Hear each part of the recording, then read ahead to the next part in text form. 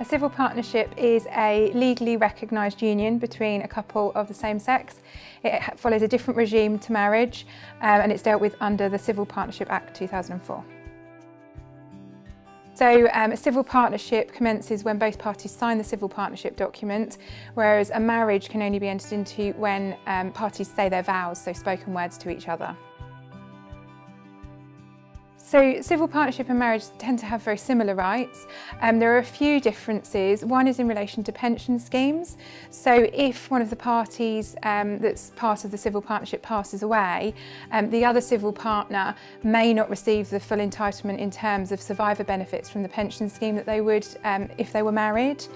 There's also differences in terms of travel provisions. So some countries don't recognise civil partnerships. So if couples live abroad, they may have different rights in the country that they're living in to the rights that they'd have in England as civil partners.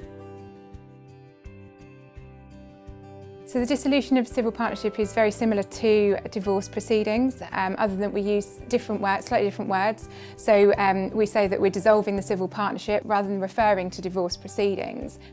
One of the main differences is that a civil partner can't use adultery as one of the reasons for the dissolution, whereas that can be used in divorce proceedings.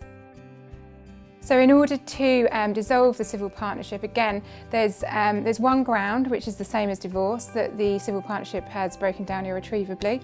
And to prove that ground, the civil partners would need to rely on one of 4 facts. One would be unreasonable behaviour, 2 years separation and consent, 5 years separation or desertion.